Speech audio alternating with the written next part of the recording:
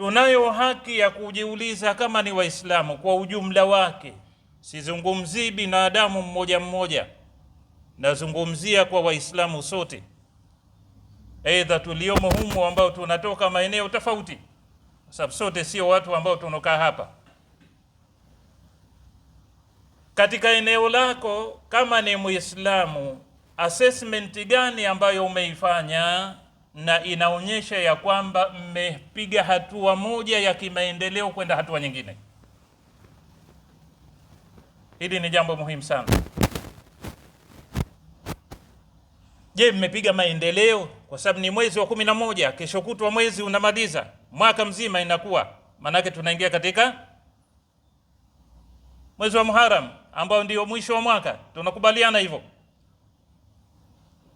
Sasa ikiwa tunafika mwisho wa mwaka, hatuwezi kufanya, maana yake kujiuliza kama ni Waislamu tumetoka hatua moja ya kimaendeleo kwenda hatua nyingine, ikiwa katika ibada, ikiwa katika maendeleo ya jumla ya jamala, itakuwa bado hatujafikia yale malengo ambayo Mwenyezi Mungu Subhanahu wa Ta'ala katuumbia nayo na ambayo ndiyo kipaumbele chetu katika maisha yetu. Mwenyezi Mungu anatuambia, wama khalaqtul jinna wal insa illa liya'budun ma uridu minhum min rizqin wala uridu an yut'imun, au kama qala Allah Subhanahu wa Ta'ala, sikuwaumba majini na wanadamu isipokuwa lengo ni kwa ajili ya kuja kuniabudu mimi. Na hatuwezi kufanya ibada bila ya kuwa na maendeleo kama ni Waislamu, hatuwezi.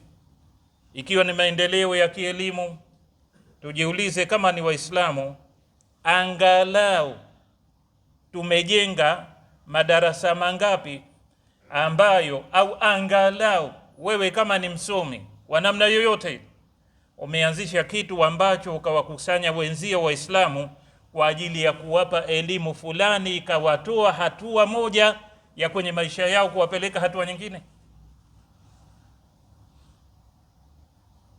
Bila shaka kila mmoja ana elimu, kila mmoja ana taaluma aliyojaliwa na Mwenyezi Mungu Subhanahu wa Ta'ala, kila mmoja wetu.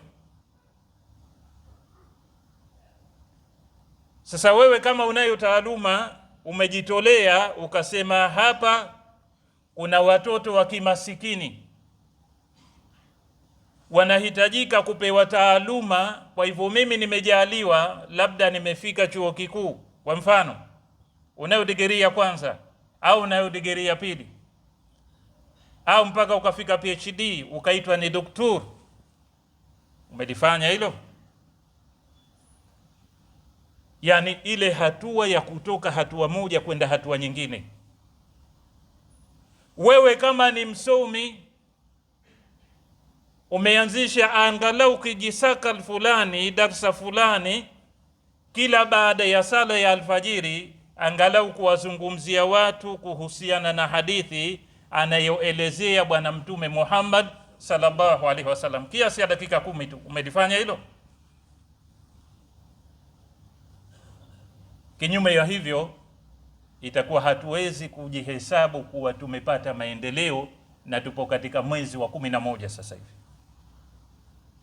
Wenzetu wenye kujua nini lengo la kuumbwa kwao na nini lengo la wao kuletwa duniani, muda wao mwingi sana wanautumia kuhakikisha ya kwamba wanaacha kitu baada ya kufariki mtu, aje atambulikane ya kwamba yeye ameacha kitu kwa binadamu wenziwe na amewetoa katika kiza fulani na kuwapeleka katika nuru fulani.